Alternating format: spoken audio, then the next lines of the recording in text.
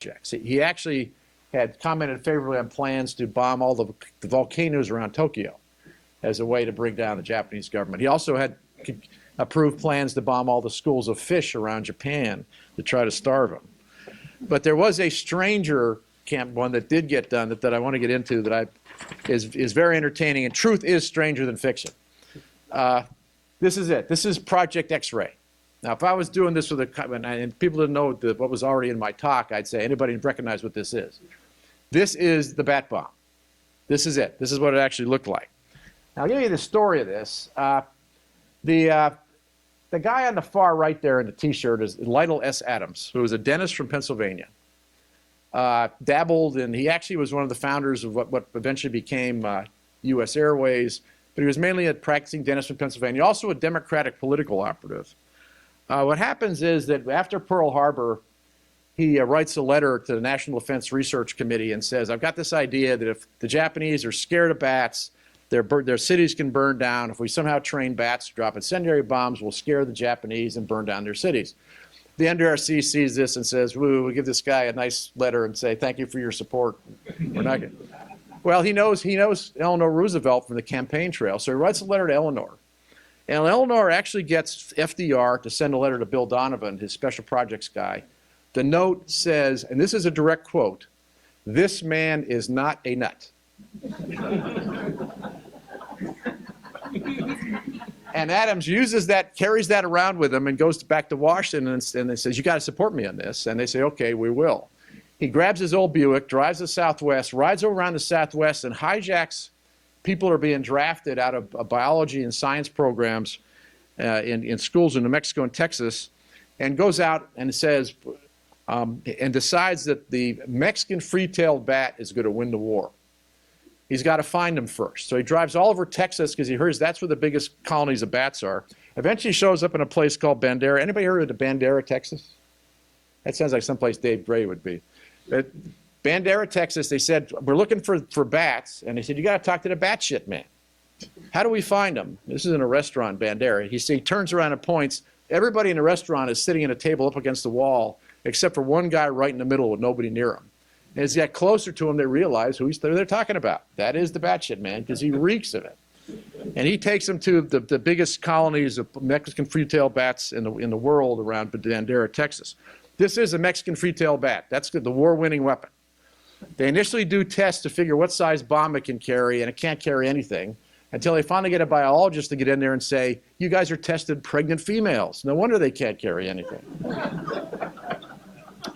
So once they get some male bats to test, they figure they can carry an 18-gram bomb, and they get this guy on the right. Now, doesn't that guy on the right looks like the preeminent mad scientist? I mean, that's Louis Fieser, the father of napalm. He is the scientist who develops the napalm bomb. He develops an 18-gram napalm bomb that can be carried by these bats. On the left, the other point to bring up is that's one of the guys on the crew. Adams gets his guys together. He had just grabbed them out of school. They hadn't actually gone through their military processing. And he says, you guys need some military ranks. What do you want to be? So he gets his typewriter out and he types out little orders for his guys. And one guy wants to be a staff sergeant. One guy wants to be a private. One guy, no officers. They're all NCOs. One guy wanted to be a Marine. So he typed up orders for Fletcher and made Fletcher, he thought the Marine uniforms were fancier, so he wanted to be a Marine. So he typed up orders making him a Marine. The next thing they have to run into is, okay, you've got the bats. We can put the bombs on them. The next question is, how are we going to deliver the bomb? Well, the bats, how do you get to control a bat? Well, they get the biologist. What you do is you freeze them so they hibernate, right? So they take some of these bats out around San Diego and they freeze them and then they start dropping out of bombers. And what do? They smash all over Southern California because they don't wake up. These little frozen bats just crash. So you got to figure out some way that these things are going to thaw out. So what you do is you develop this. They have to hand load the little frozen bats in the bomb. But the way it works is, see, it's got these little platforms. And once you drop it, the platforms open and the bats kind of sun themselves on the way down, and eventually they become active. They actually do. Here's an example of the bombs being dropped. You see the parachute and it's lowering and the bats are thawing out. And they find that one load of bat bombs creates 11 to 29 times more fires than a corresponding load of incendiary bombs. This is a highly efficient fire-making weapon once you get the bats frozen and the bombs and everything.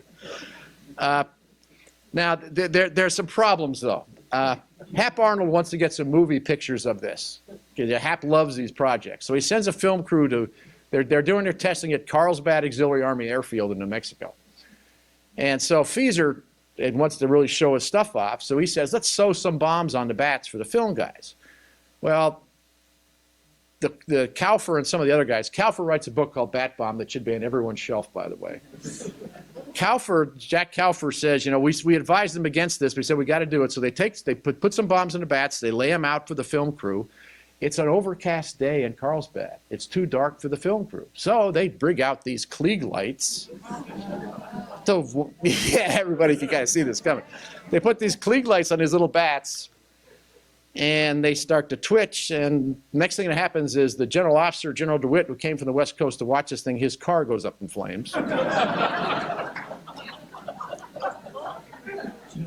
And then the officer's club goes up, and then the main hangar goes up, as all these bats are burning down all the buildings. So they work. We know the thing works. The crew from the airfield, since this was a top secret experiment, were actually outside the gate with all the fire equipment. And they see the fire starting, come to the gate, and Fletcher is there, the guy with the Marine Corporal, and he says, you can't come in, it's top secret. So they basically have to sit there and watch the airfield burn down.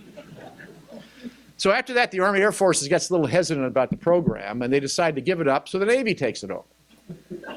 A Marine Lieutenant Colonel shows up, says, I want to see your orders. And Dr. Adams gives him all these hand-typed orders, which then the Marine Colonel goes apoplectic, goes back to Washington, gets all the orders verified. So they actually all get the ranks that they wanted. The program goes on for about another 6 months. The Navy decides to donate the money to something called the Manhattan Project and cancel it, so the Project X-ray never happens. But it's a great story, though.